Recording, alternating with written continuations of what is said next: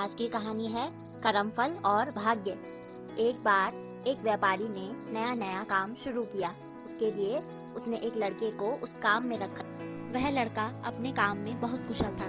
व्यापारी ने सोचा कि लड़का इतनी मेहनत करता है, क्यों ना कमाई का 10वां हिस्सा इस लड़के को दे दिया करूं। इससे 10 बंद का पुण्य भी मिल जाएगा। वह लड़का पूरी ईमानदारी से काम करता था और व्यापारी ने रहने के लिए उसे अपना पुराना मकान दे दिया था। कुछ ही सालों में उसका व्यापार बहुत ज्यादा तरक्की कर गया। एक बार किसी कंपनी से अच्छी डील हो गई और मुनाफा करोड़ों में हो गया।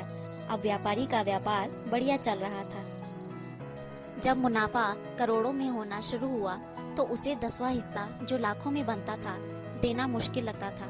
अब व्यापारी की नीयत बदल गई। उसे लगा मेरा व्यापार अच्छा चल रहा है, अब इस लड़के के बिना भी मेरा व्यापार तरक्की कर लेगा। उस लड़के को रास्ते से हटाने के लिए व्यापारी ने उसके खाने में कुछ मिला दिया, जिससे उसकी तबीयत बिगड़ गई। व्यापारी बहाने से उसे अस्पताल में ले गया। वहां उसने डॉक्टर के साथ मिलकर उसे जहर का इंजेक्शन लगवा दिया और लड़का मर गया। उस लड़के के आगे पीछे कोई भी पूछने वाला नहीं था। व्यापारी ने अपनी पत्नी को बोल दिया कि तबीयत ज्यादा बिगड़ने के कारण उस लड़के की मौत हो गई है। लड़के की मौत के 1 साल बाद उसके घर बेटा पैदा हुआ। व्यापारी के घर में बहुत खुशी मनाई गई। धीरे धीरे लड़का बड़ा होने लगा। 21 साल का होते ही उसकी शादी कर दी गई। शादी के अगले दिन ही लड़का बीमार हो गया। उसे ऐसा रोग लगा कि डॉक्टरों को भी समझ में नहीं आता था कि उसकी बीमारी क्या है। उसका सारा पैसा धीरे धीरे खत्म होने लगा। लड़के की पत्नी को दिन रात ताने सुनने पड़ते थे कि इसके आने से ही लड़का बीमार हुआ, इसकी किस्मत अच्छी नहीं है, यह मनूस है। अब व्यापारी की सारी जमा पूंजी जायदाद लड़के की बीमारी के कारण खत्म हो गई थी। अब उसी पुराने टूटे फूटे मकान में आ गया जो कभी उस लड़के को रहने के लिए दिया था। व्यापारी का बेटा एकदम मरने की कगार पर था। एक दिन जब व्यापारी की आंख लगी, उसे सपने में वही लड़का दिखाई दिया जिसे उसने कुछ साल पहले जहर का इंजेक्शन लगवाकर मार दिया था। सपने में उसने पूछा, सेठ जी, क्या आपने मुझे नहीं पहचाना? मैं ही आपका बेटा बनकर इस जन्म में आया हूँ और आपने मुझे 10वां हिस्सा देने की बजाय मरवाना सही समझा। अब उस 10वें हिस्से का कई गुना आपको मेरी बीमारी पर लगाना पड़ा।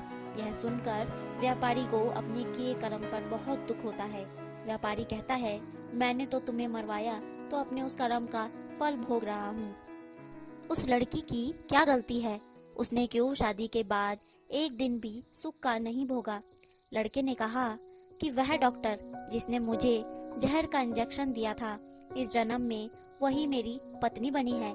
मुझे इंजेक्शन लगाने के अगले दिन ही उसकी मौत हो गई थी। एक डॉक्टर का कर्म होता है अपनी दवाई से किसी की जान बचाना, ना कि उसकी जान लेना। वह भी अपने पिछले जन्म के कर्मों का ही फल भोग रही है। जब व्यापारी जानता था कि उस लड़के को इंजेक्शन लगाने के अगले दिन ही डॉक्टर एक दुर्घटना में मर गया था। जिस दिन व्यापारी को सपना आया, उसी दिन उस लड़के की मौत हो गई।